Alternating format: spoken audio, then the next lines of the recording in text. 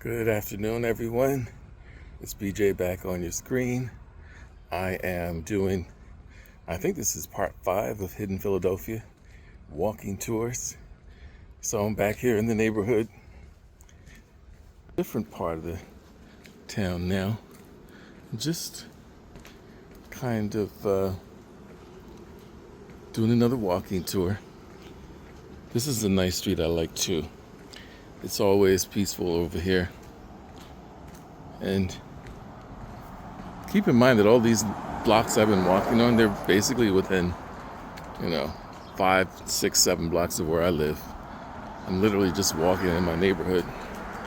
And look at that tree. Is that the Japanese maple? I'm not sure. I'm no tree expert. Anyone that's a horticulturalist out there, let me know. Now, keep in mind, for those of you that live in different parts of the country, it's fall now. So that's why you see all the leaves on the ground. Like where I'm from, and where I was born and raised originally in South Florida, we have one season, hot, summer. We get like maybe 3, 4, 5 days in the winter, in December, where it's like in the 50s. And my whole family freaks out and pulls out sweaters. And I remember when my grandma was alive, oh my God, she'd pull out a fur coat once it hit anything below 60. But the good news is, now I live here and I've grown accustomed to seasons. I've been in Philly for 25 plus years, and I love it. Interestingly enough, last week I was on a panel, a discussion group about how people in Pennsylvania feel about climate change. And it was an all-male panel, which I thought was very interesting. We're all pretty much middle-aged men. And we gave our thoughts, how we felt about climate change. And it was very interesting to kind of hear everyone's different viewpoints and what people thought. And yeah. So I said all that to say that more recently, I don't know, the last 10 years, I would say. Oh, look at the leaves falling. Now that's cool. That's a real fall moment right there. You can literally see the leaves falling off the tree. That's cool. Yeah, but anyway, what I'm trying to say is that we all agree that over the last, 10 years or so, the winters are much, much milder. For example, it's late October today. I think it's October 22nd or 23rd. And man, the high is going to be 83 degrees today. That's not normal. I just want to say that out loud so that people don't think that's normal for this part of the country. I used to live in that building right there. I had a fabulous apartment on top. Man, it had a huge balcony, and I could stand and overlook the whole city. But they took that balcony down. New owners, I mentioned in another episode, some other people bought the building from the original owners, and they changed the building, blah, blah, blah. That's a really nice house. I can't show the whole thing because I don't want to show anyone's street numbers, and I don't want to get people's details in, I'm really trying to abide by the whole thing of not violating anyone's privacy, especially by showing their house numbers or anything. Now, I'm working really hard today, folks who have given me feedback. I'm trying to show more houses, less sidewalk. So that's my current goal, is to become a better filmer. What do they call it? A filmographer? I don't know. So, now these grand old houses here, those are gorgeous. Absolutely gorgeous. And another thing I've noticed, and I guess I kind of apologize but don't, is that it's kind of hard to see some of the houses because we have so many trees around here. And yes, we're in the city, but these neighborhoods, these trees are probably 50 to 100 years old, some of them. So they've been here a long time. Some of them are probably as old as these houses. And like I said, nearly all of these houses are 100 plus years old. So if it's hard to see some of the houses, I apologize for that. But that also adds to the beauty of our area, right? So it's kind of it's great for living. It keeps the houses cooler in the summertime, especially with the hot summers we've been having lately. So life has been good. I'm moving down now. There's a few blocks over here where they actually have homes that are not joined. So in Philadelphia, like most northeastern cities, most homes are joined like those two. That's two houses right there. So you split it down to half, and that's how the two houses are. That's the same way the property is that I live in.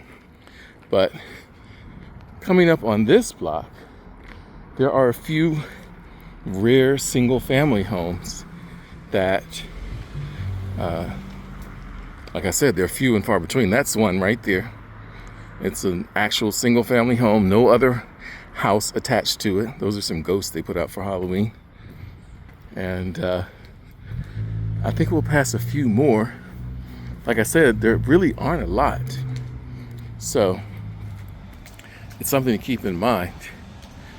Now here they have sort of an alleyway down between the houses. There's another single family house behind all these trees. You probably can't even see it. I'm trying to move slowly. I think you can catch a bit of it now. But yeah. There's so many trees around here that it keeps you from seeing some of the houses. Now across the street, those are what we call the twins. It's two houses and they share a common center wall. I'll continue to walk now, crossing the street here. But if you look down there, look how quiet it is all the way down there. There's not a lot of people. Now I will say this, I strategically do my walks at a time of day. Here's another single family with no house attached. So yeah, I do strategically time the walks so that there are not a lot of people out, because that helps me, you know. So yeah, that's another single family. Then we're coming up on another single family here. This one reminds me of a TV show when I was a kid. I think it was called 8 is Enough. You got to be of a certain age to even know what I'm talking about, but yeah, it's pretty cool. Love that. And this property extends all the way down to the corner there. So they've got a big piece of property. Now across the street, those are the Victorians. Now this one is a great example. Let me show you what I was talking about. If you look up on that one, you'll see, where's my finger? Can I get my finger in there? 1, 2, 3. And you see that those windows up there, that's the 4th story I was talking about in a previous video, where I was trying to explain that some of those old houses, they had this kind of half or 3/4, 4th story. And I think that's where the servants would have lived, because most of them are finished. It's not in an attic type of condition. It's finished rooms, but they have a shorter ceiling. So yeah, like I said, oh, now look, these people have a tennis court in the back of their house. I don't know if you can see it. And they've got a man in there cleaning it. It's probably hard to see, but yeah, that was a tennis court. Now some people around here take Halloween serious. Look at all the ghosts and goblins they got in their yard. And those are nice old apartments over there. They're huge. I don't know if those are the ones that are condos. There's 2 buildings that look almost identical. One is apartments and one is condos. That might be the one that's condos. I'm not 100% sure, but I think that's it. And they have huge, massive rooms. Look at this one over here. I gotta go back. Look at that one. Isn't that gorgeous? That's a single, but it's turned sideways because of the way the lot is not wide. It's deep. And so is that one. That's a single as well. So, man, I hope you guys are enjoying this tour. I've tried to do better today with my camera. Look at that. Of course, you know, people with these nice houses, they have a lot of trees to block the public from seeing them, but I'm doing my best to give you guys a... Yeah, so like I was saying, I love this area. I will be here as long as I'm in Philadelphia. I'm gonna try to get to some other areas eventually. There's parts of South Philly I want to show you guys. There are parts of North Philly I want to show you guys. There's Germantown and East and West. There's Mount Airy, East and West. There's Chestnut Hill. There's Fishtown. I can't even think of all the neighborhoods, to tell you the truth. Neighborhoods, again, this is just one. This is one of the old historic apartment buildings. Look at that. And look at that old house right there. Like a farm style house. What do they call it? Dutch style? That's nice. Now that's a single. And it's turned longwise because of the way they have the lots. Isn't that cool? Whew, so I'm moving. This is a nice one. They've enclosed the porch. Now in Philly, that's a very popular thing, to enclose the porches. If I were to buy a property with one of those, I would take the porch and reopen it. They've closed that porch too. That was probably closed a long time ago. I would open it up because I guess because I was born and raised originally in the South. I just want to be able to put a rocking chair out on a cool spring or fall afternoon or a mild summer afternoon and just sit maybe in a rocking chair and have some lemonade or tea. But that's the good old Southerner in me, so pay me no mind. Now I'm gonna flip the camera, hold on.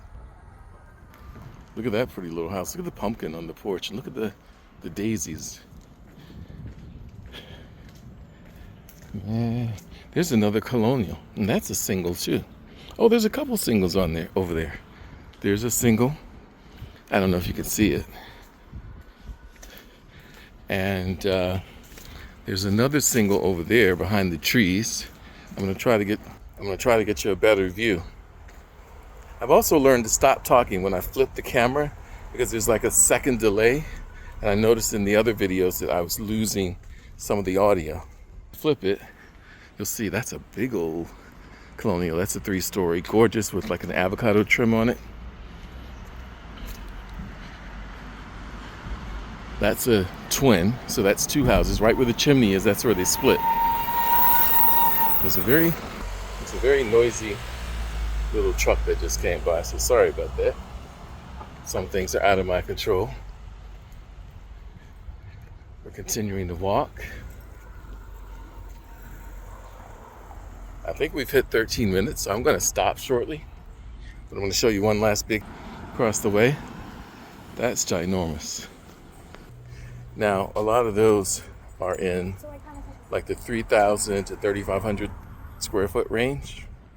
And they're big houses. The rooms are big.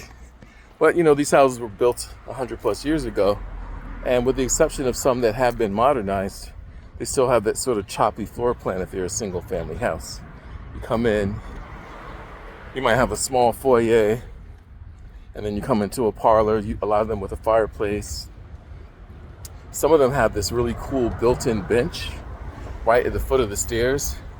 So it's like the original mud room. You could sit and take off your coat and boots in the winter or something like that. Now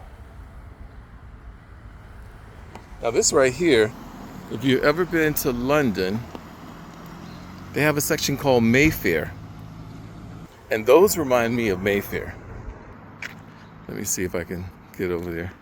Yeah, so that side over there, that street, that reminds me of Mayfair if you've been to London. All right, folks, I think we're approaching 15 minutes now, so I hope you guys have enjoyed this video today. I tried to do better with the film work, the camera work.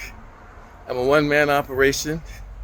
My channel soon will grow and I'll have a videographer and an editor and all that. But for now, it's just little old me. So bear with me as I continue to learn how to do this and become better at it. If you like what you've seen today, like, comment, share, and subscribe.